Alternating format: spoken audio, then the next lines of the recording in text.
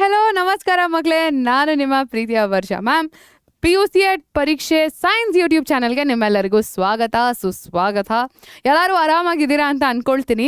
ಇವತ್ತು ಒಂದು ಸ್ವಲ್ಪ ನಿಮ್ಮ ತಲೆಗೆ ಹುಳ ಬಿಡೋಣ ಅಂತ ಬಂದಿದ್ದೀನಿ. ಆ್ಯಕ್ಚುಲಿ ಈ ಕಾಮೆಂಟ್ಸ್ ಎಲ್ಲ ನೋಡಿ ನನಗೆ ಟೆನ್ಷನ್ ಆಗ್ತಿತ್ತು.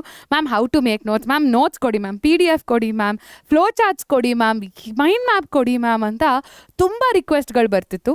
ನನಗೆ ಮನಸ್ಸಿಗೆ ಬಂದಿದ್ದು ಒಂದೇ, ನಾನು 1 ಚಾಪ್ಟ್ರಿಗೆ ಕೊಡ್ತೀನಿ, 2 ಚಾಪ್ಟ್ರಿಗೆ ಕೊಡ್ತೀನಿ, ಆದರೆ ನನ್ನ ಪುಟಾಣಿಗಳನ್ನು ಟ್ರೈನ್ ಮಾಡಿಬಿಡ್ತೀನಿ ಸೊ ದಟ್ ಅವರಿಗೆ ಬೇಕಾಗಿರುವಂಥ ಕಸ್ಟಮೈಸ್ಡ್ ನೋಟ್ಸನ್ನು ತಯಾರು ಮಾಡಿಕೊಳ್ಳುವಂಥ ಕೆಪಾಸಿಟಿಯನ್ನು ಪಡ್ಕೊಳ್ಬೇಕು. ಸೊ ದ್ಯಾಟ್ ನಿಮಗೆ ಯಾವ ರೀತಿ ಅರ್ಥ ಆಗುತ್ತೋ, ನಿಮ್ಮ ಪ್ರಿಪರೇಷನ್ಗೆ ಯಾವ ರೀತಿ ಹೆಲ್ಪ್ ಆಗುತ್ತೋ, ನೀವೇ ಆ ನೋಟ್ಸ್ ಮಾಡ್ಕೊಂಡಾಗ ನಿಮಗೆ ಸಖತ್ ಖುಷಿ ಆಗುತ್ತೆ ಮಕ್ಕಳ. ಹಾಗೆ ನಿಮ್ಮ ಪ್ರಿಪ್ರೇಷನ್ ಕೂಡ 10x ಜಾಸ್ತಿ ಆಗುತ್ತೆ. ನೀವು ಅಂದ್ಕೊಳ್ಬೋದು ಮ್ಯಾಮ್ ಕೊಡೋಕೆ ಇಷ್ಟ ಇಲ್ಲ ಅದಕ್ಕೆ ಹೇಳ್ಕೊಡ್ತಾ ಇದ್ದಾರೆ ಅಂತ. ಖಂಡಿತ ಇಲ್ಲ. ಇದು ನಿಮ್ಮ PU ಒಂದೇ ಅಲ್ಲ ಮಕ್ಕಳೇ, ನಿಮ್ಮ ಮುಂದಿನ ಕಲಿಕೆಗೆ ಎಲ್ಲ ಕಡೆ ಖಂಡಿತವಾಗ್ಲೂ ತುಂಬ ಯೂಸ್ಫುಲ್ ಆಗುತ್ತೆ. ಸೊ ಈ ಟೂಲ್ಸನ್ನು ನೀವು ಕಲ್ತ್ಕೊಳ್ಳೋದು ತುಂಬ ಇಂಪಾರ್ಟೆಂಟ್. ಸೊ ಇವತ್ತಿನ ನಮ್ಮ ವಿಡಿಯೋ ಯಾವ ರೀತಿ ನಮ್ಮ ನೋಟ್ಸನ್ನು ಮಾಡಬೇಕು, ಹಾಗೆ ಟಾಪರ್ಸ್ ಯಾವ ರೀತಿ ಬ್ಯಾಲೆನ್ಸ್ ಮಾಡ್ತಾರೆ ಅನ್ನೋದು ಇವತ್ತಿನ ನಮ್ಮ ವಿಡಿಯೋ. ಸೊ ಅದಕ್ಕಿಂತ ಮುಂಚೆ ನನಗೆ ಹೇಳಿ ಕಾಮೆಂಟ್ಸ್ನಲ್ಲಿ ನೀವು ಯಾವ ರೀತಿ ನೋಟ್ಸ್ ಮಾಡ್ತೀರಾ ಅಂತ. ಫುಲ್ ಚಾಪ್ಟರ್ ನೋಟ್ಸ್ ಆದರೆ 1 ಅಂತ ಕಾಮೆಂಟ್ ಮಾಡಿ, ಶಾರ್ಟ್ ನೋಟ್ಸ್ ಮಾಡ್ಕೋತೀರಾ ಅಂದರೆ ಸುಮ್ಮನೆ ಸ್ಟಿಕ್ಕಿ ನೋಟ್ಸಲ್ಲಿ ಮಾಡ್ಕೋತೀರಾ ಅನ್ನೋದಾದರೆ 2 ಅಂತ ಟೈಪ್ ಮಾಡಿ. ಟೆಕ್ಸ್ಟ್ ಬುಕ್ಕಲ್ಲೇ ಹೈಲೈಟ್ ಮಾಡ್ಕೊಂಡು ಅಲ್ಲೇ ಬರ್ಕೊಂಬಿಡ್ತೀನಿ, that is number 3. Number 4 is ನೋಟ್ಸೇ ಮಾಡೋದಿಲ್ಲ. ಸೊ 1, 2, 3, 4. ಸೊ ನಿಮ್ಮ ಮೆಥಡ್ ಯಾವುದು ಅನ್ನೋದನ್ನ ಈ ಕೂಡಲೇ ಕಾಮೆಂಟ್ ಮಾಡಿ. 1 ನಿಮಿಷ ಟೈಮ್ ತೊಗೊಳ್ಳಿ, ಅಥವಾ 10 ಸೆಕೆಂಡ್ ಸಾಕು 1, 2, 3, 4 ಅಂತ ಟೈಪ್ ಮಾಡಿ ಹಾಕೋದಕ್ಕೆ. ಸೊ ದಟ್ ನಿಮ್ಮ ವರ್ಷ ಮ್ಯಾಮ್ಗೂ ಕೂಡ ಗೊತ್ತಾಗುತ್ತೆ ಯಾರು ಯಾವ ರೀತಿ ನೋಟ್ಸನ್ನು ಪ್ರೆಫರ್ ಮಾಡ್ತಾರೆ ಅಂತ. ಸೊ ಇದು ಯಾವುದು ಕರೆಕ್ಟು, ಯಾವುದು ತಪ್ಪು, ಯಾವ ರೀತಿ ಮಾಡಬೇಕು ಅನ್ನೋದ್ರ ಬಗ್ಗೆ ನಾನು ಚರ್ಚೆ ಮಾಡಲ್ಲ. ಬಟ್ ಯಾವ ರೀತಿ ಮಾಡಿದ್ರೆ ನಿಮಗೆ ತುಂಬ ಹೆಲ್ಪ್ ಆಗುತ್ತೆ ಅನ್ನೋದನ್ನು ನಾನಿವತ್ತು ಎಕ್ಸ್ಪ್ಲೇನ್ ಮಾಡ್ತೀನಿ. ಓಕೆನಾ? ಶುರು ಮಾಡೋಣವಾ? ಎಲ್ಲರೂ ಕಾಮೆಂಟ್ ಮಾಡಿದ್ದೀರಾ? ಓಕೆ, ಸೂಪರ್, ಮಾಡಿದ್ದೀರಾ ಅಂತ ನನಗೆ ನಂಬಿಕೆ ಇದೆ. So let me go ahead.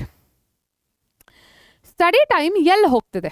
For example 1 hour ನೀವು ಓದ್ತಿದ್ದೀರಾ ಅಂತಂದರೆ, if your aim is 1 hour, so ಆ 1 hourನಲ್ಲಿ 45 ನಿಮಿಷ ಬರೀ ನೀವು ಬರಿತಾ ಕೂತ್ಕೊಳ್ತೀರಾ, 15 ನಿಮಿಷ ಮಾತ್ರ ನೀವು ಓದ್ತೀರಾ. Correct? This is not a smart study. ಯಾಕೆ? ನಿಧಾನವಾಗಿ 3-4 ಕಲರ್ ಇಟ್ಕೊಂಡು ಅದನ್ನು ಒಂದು ಆರ್ಟ್ ವರ್ಕ್ ಥರ ಮಾಡಿಕೊಂಡು ಕಷ್ಟಪಡೋ ಅವಶ್ಯಕತೆ ಇಲ್ಲ ಮಕ್ಕಳೇ. We should be very strategic. ನಮಗೆ ಸಿಗೋದೇ ಕಷ್ಟಪಟ್ಟು 2 to 3 hours in a day. ಅದರಲ್ಲೂ ನಾನು if I am reducing it to only 15 minutes, so in a day I am studying only 45 minutes. Notes making ಅಂದರೆ ನೋಟ್ಸಲ್ಲಿ ಬರೆಯೋ ಅಂಥದ್ದು is not studying. I am very sorry to say if you think that okay ನಾನು ಇಷ್ಟೊಂದು notes ಮಾಡ್ತಿದ್ದೀನಲ್ಲ ma'am, so 1 hour ನಾನು ಓದಿದ್ದೀನಿ ಅಂತಂದರೆ ಇಲ್ಲ, that is a wrong perception. ಅದು ತಪ್ಪು. ಹಾಗಾದರೆ ಮ್ಯಾಮ್ ಹೇಗೆ ಸೇವ್ ಮಾಡೋದು ಈ 45 minutes? ಹೇಗೆ ಓದಬೇಕು ಈ 15 minutesಲ್ಲಿ ಅಂತಂದರೆ, ಸೊ ಫಸ್ಟ್ ನೀವು ಮಾಡ್ತಿರುವಂಥ ಮಿಸ್ಟೇಕ್ಸನ್ನು ಕಂಡುಹಿಡಬೇಕು.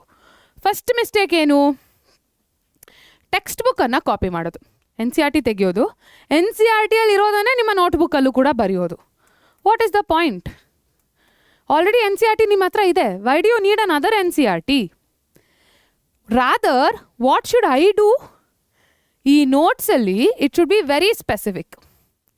What all should be there, what all should not be there. ಓಕೆನಾ? ಸೊ ಮಿಸ್ಟೇಕ್ ನಂಬರ್ 1 ಏನು? ಟೆಕ್ಸ್ಟ್ ಬುಕ್ಕನ್ನೇ ಪುನಃ ರೀಕ್ರಿಯೇಟ್ ಮಾಡೋದು. ಓಕೆ ಮ್ಯಾಮ್ ಹೇಳ್ತಿದ್ದಾರೆ ಎಲ್ಲದನ್ನೂ ಬರ್ಕೊಂಡು ಹೋಗೋಣ. You don't have to. But ಹಾಗಾದರೆ ಏನು ಮ್ಯಾಮ್ ಬರೀಬೇಕು? ಆನ್ಸರ್ ಇಸ್ ಸಿಂಪಲ್ ಮಕ್ಕಳ. What is the answer here? Keywords ಇರಬೇಕು ಅದರಲ್ಲಿ. ಓಕೆ, ಕೀವರ್ಡ್ಸ್ ಇರಬೇಕು, ಫ್ಲೋ ಚಾರ್ಟ್ಸ್ ಇರಬೇಕು. I'll give you a simple example. Syngamy is a process of, okay, it is specific to angiosperms. It's the second step in the double fertilization. First step is triple fusion. Syngamy dalli what will happen? One egg fuses with the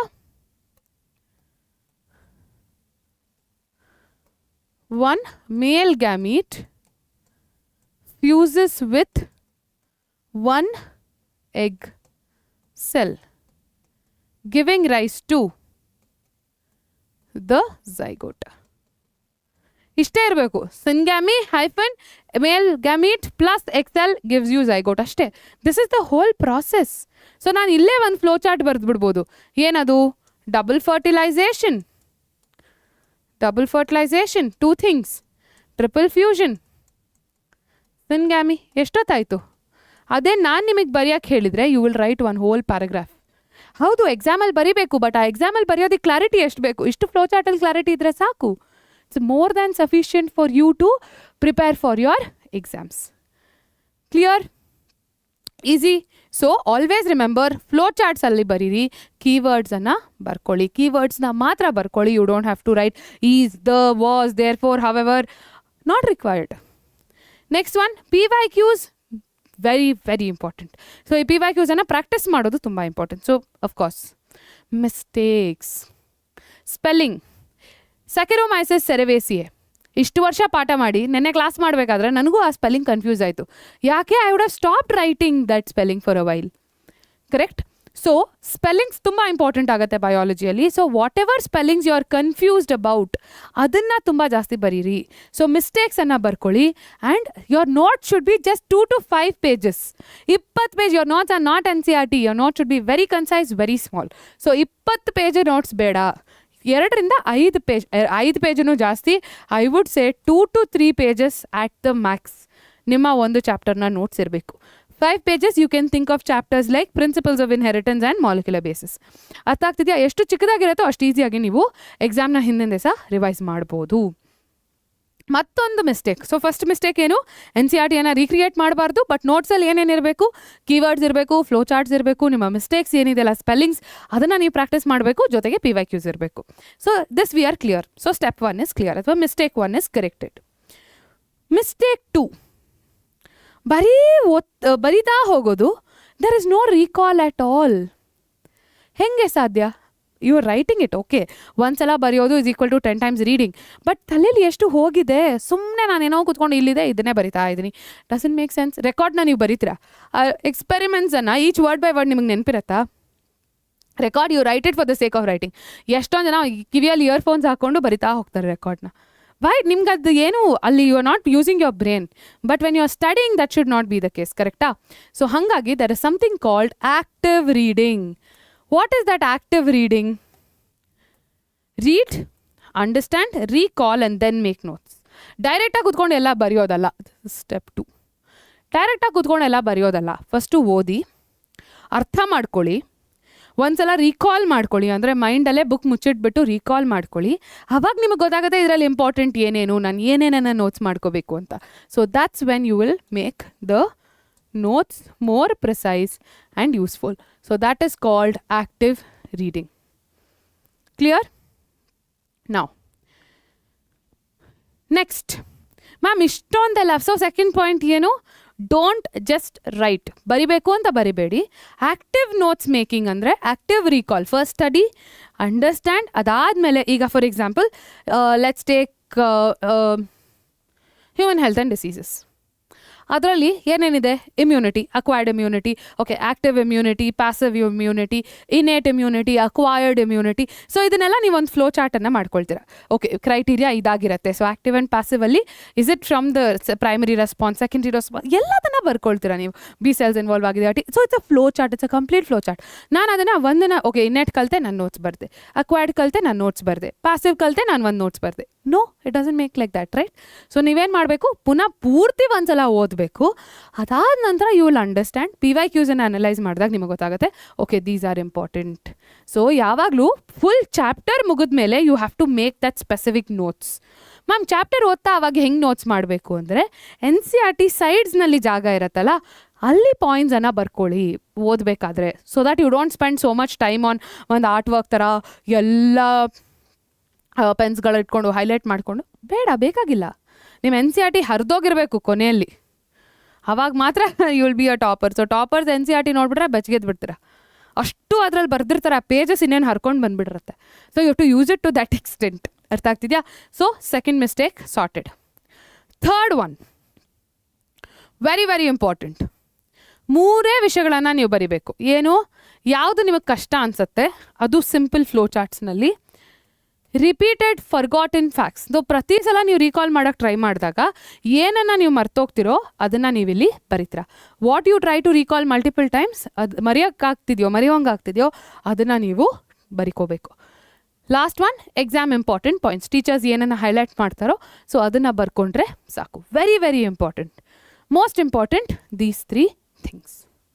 okay, so major 3 mistakes ಏನು? First one, don't have to write the whole NCERT. ಏನೇನು ಬರಿಬೇಕು ನೀವು? Flow charts, keywords, mistakes and quick ರಿವಿಷನ್ಗೆ ಬೇಕಾಗಿರುವಂಥ 2 ರಿಂದ 3 page notes ಅಷ್ಟೇ ಇರಬೇಕು ನಿಮ್ಮ ಹತ್ರ ಪ್ರತಿ ಚಾಪ್ಟರ್ಗೆ. ಸೆಕೆಂಡ್ ಮಿಸ್ಟೇಕ್ ಏನು? Writing the active notes making method. So ಏನು ಮಾಡ್ತೀವಿ ನಾವು? ಬರೆಯೋದಕ್ಕೆ ಅಂತ ಬರೆಯೋದು. ನೋ, ಓದಿ ಅರ್ಥ ಮಾಡಿಕೊಂಡು ಇದರಲ್ಲಿ ನೋಟ್ಸ್ ಹಿಂಗೆ ಮಾಡ್ಕೋಬೇಕು ಅಂತ ಹೇಳಿ you can do the notes. Okay, so that is active making, notes making. Third one is write only these 3 points. ಏನದು? ಕಾನ್ಸೆಪ್ಟ್ ಕಷ್ಟ ಅಂತ ಅನಿಸಿರ್ಬೇಕು, ಅಥವಾ ರಿಪೀಟೆಡ್ ಆಗಿ ಈ ಫ್ಯಾಕ್ಟನ್ನು ನೀವು ಮರ್ತೋಗ್ತಿರ್ತೀರ, ಅಥವಾ ಎಕ್ಸಾಮ್ಗೆ ತುಂಬ ರಿಪೀಟ್ ಆಗಿರುವಂಥ ಪಾಯಿಂಟ್ಸನ್ನು ನೀವಲ್ಲಿ ಬರ್ಕೊಳ್ತೀರ. ಅರ್ಥ ಆಯ್ತಾ? So this makes the revision 10x faster. This definitely makes the revision 10x faster. So paragraph ಬರೆಯೋ ಬದಲು ರೈಟ್ ಅ ಫ್ಲೋ ಚಾರ್ಟ್. ಇಲ್ಲಿ ಒಂದು ಸಿಂಪಲ್ ಎಕ್ಸಾಂಪಲನ್ನು ಕೊಟ್ಟಿದ್ದೀನಿ. Definitely you can make use of this. ಇಷ್ಟೇ ರೀ, ಈ 3 ಮಿಸ್ಟೇಕ್ಸನ್ನು ನೀವು ಅವಾಯ್ಡ್ ಮಾಡಿ ನೋಟ್ಸ್ ಮಾಡ್ಕೊಳಕ್ಕೆ ಶುರು ಮಾಡಿದ್ರೆ ಆ 45 ಮಿನಿಟ್ಸ್ ಏನಿದೆಯಲ್ಲ, you are going to save that 45 minutes. In turn ನಿಮ್ಮ 2 to 3 hours study will be very smart. So ಈ ಟಾಪರ್ ಸೀಕ್ರೆಟ್ ಭಾಳಷ್ಟು ಜನ ಬಿಟ್ಕೊಡಲ್ಲ, ಬಟ್ ನಾನು ನೋಡಿರೋಂಥ ಭಾಳಷ್ಟು ಮಕ್ಕಳು 2-3 pages ನೋಟ್ಸ್ ಅಷ್ಟೇ ಇರುತ್ತೆ ಅವ್ರ ಹತ್ರ. So don't forget to try this. ನನಗೆ ಗೊತ್ತಿದೆ ಇವತ್ತು ಎಲ್ಲರೂ ಹೋಗಿ ಇದನ್ನು ಟ್ರೈ ಮಾಡ್ತೀರಾ ಅಂತ. ಲೆಟ್ ಮೀ ಸೇ, ಫಸ್ಟ್ ಚಾಪ್ಟರ್ಗೆ ಅಟ್ಲೀಸ್ಟ್ ಟ್ರೈ ಮಾಡಿ ಮಕ್ಕಳ, sexual reproduction in flowering plants. So that ನಿಮಗೆ ಗೊತ್ತಾಗುತ್ತೆ ಯಾವ ರೀತಿ ನಾನು ಇದನ್ನು ಮಾಡ್ಕೊಳ್ಬೇಕು ಅಂತ. Another important idea is mind maps. But ಅದ್ರ ಬಗ್ಗೆ ಮತ್ತೊಂದು ಸೆಷನಲ್ಲಿ ತುಂಬ ಡೀಟೇಲ್ ಆಗಿ ಮಾತಾಡೋಣ. ಬಟ್ ಇವತ್ತು ಈ ನೋಟ್ಸ್ ಮೇಕಿಂಗ್ ಸ್ಟ್ರಾಟಜಿಯನ್ನು ನೀವು ಎಲ್ಲರೂ ಅಳವಡಿಸ್ಕೊಡ್ತೀರಾ ಅಂತ ನಾನು ಆಶಿಸ್ತಾ ಇದ್ದೀನಿ. I'll be very happy if you are doing it. ಮಾಡ್ತಾ ಇದ್ರೆ ನನಗೆ ನನ್ನ ಮಕ್ಕಳೆಲ್ಲರೂ ಕಾಮೆಂಟ್ಸಲ್ಲಿ ತಿಳಿಸಿ, ಸೊ ದಟ್ ನನಗೂ ಸಿಕ್ಕಾಪಟ್ಟೆ ಖುಷಿ ಆಗುತ್ತೆ. ಈ ವಿಡಿಯೋ ಯೂಸ್ಫುಲ್ ಆಯಿತು ಅಂತಂದರೆ don't forget to subscribe to PUCET ಪರೀಕ್ಷೆ ಸೈನ್ಸ್ ಯೂಟ್ಯೂಬ್ ಚಾನಲ್. ಹಾಗೆ ಲೈಕ್ ಮಾಡೋದನ್ನು ಮರಿಬೇಡಿ, ನಿಮ್ಮ ಫ್ರೆಂಡ್ಸ್ಗೂ ಸಹ ಅದನ್ನು ಕಳಿಸ್ಕೊಡಿ. ಜೊತೆಗೆ ನಮ್ಮ ವಿಜೇತ ಹಾಗೂ ಆರಂಭ ಬ್ಯಾಚಸ್ ತುಂಬ ಸಖತ್ತಾಗಿ ನಡೀತಾ ಇದೆ. ಎಲ್ಲ ಮಕ್ಕಳು ತುಂಬ ಇಷ್ಟಪಡ್ತಾ ಇದ್ದಾರೆ. ನೀವೇನಾದರೂ ಫಸ್ಟ್ ಟೈಮ್ ನೋಡ್ತಾ ಇದ್ರೆ ನಮ್ಮ ಚಾನಲ್ನ, ಸೊ ನಾವು 2 ಬ್ಯಾಚಸನ್ನು ನಡೆಸ್ತಾ ಇದ್ದೀವಿ. ಆರಂಭ ಫಾರ್ PU1, ವಿಜೇತ ಫಾರ್ PU2, ವಿಜೇತ 360 ಡಿಗ್ರಿ KCT ಇಂಟಿಗ್ರೇಟೆಡ್. ಅಲ್ಲಿ ನಿಮಗೆ ಲ್ಯಾಂಗ್ವೇಜಸ್ ಕೂಡ ಇನ್ಕ್ಲೂಡ್ ಆಗಿರುತ್ತೆ, ಇಂಗ್ಲೀಷ್ ಅಂಡ್ ಕನ್ನಡ. ಆರಂಭ ಬ್ಯಾಚಸಲ್ಲಿ ನಾವು KCT ಹಾಗೆ ನೀಟ್ ಕೋಚಿಂಗ್ ಕೂಡ ಮಾಡ್ತಿದ್ದೀವಿ.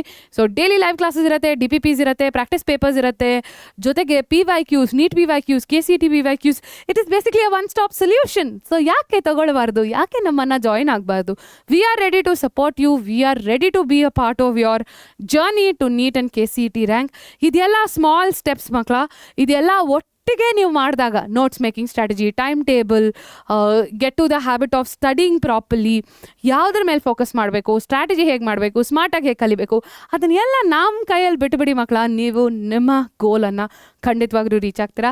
ಯಾಕೆಂದರೆ ಪರೀಕ್ಷೆಯ ನಂಬಿಕೆ ನಿಮ್ಮ ಸಾಧನೆ ನಮ್ಮ ಗೆಲುವು. ಸೊ ಆದಷ್ಟು ಬೇಗ ಜಾಯ್ನ್ ಆಗೋದು ಹೇಗೆ ಅಂತ ಯೋಚನೆ ಮಾಡ್ತಿದ್ರೆ ಈ ಕೆಳಗಿನ ಲಿಂಕನ್ನು ಕ್ಲಿಕ್ ಮಾಡಿ. ಆರಂಭ ನೀಟ್ ಬ್ಯಾಚ್ಗೆ, ಆರಂಭ KCT ಬ್ಯಾಚ್ಗೆ, ಹಾಗೆ ವಿಜೇತ ಬ್ಯಾಚ್ಗೆ. ಸೊ ನಾನು ನಿಮಗೋಸ್ಕರ ಎಲ್ಲ ಕಾಯ್ತಾ ಇರ್ತೀನಿ. ಆದಷ್ಟು ಬೇಗ ಮತ್ತೆ ಸಿಗ್ತೀನಿ ಅಂತ ಹೇಳ್ತಾ ಟಾಟಾ ಬಾಯ್, ಸಿ ಯು.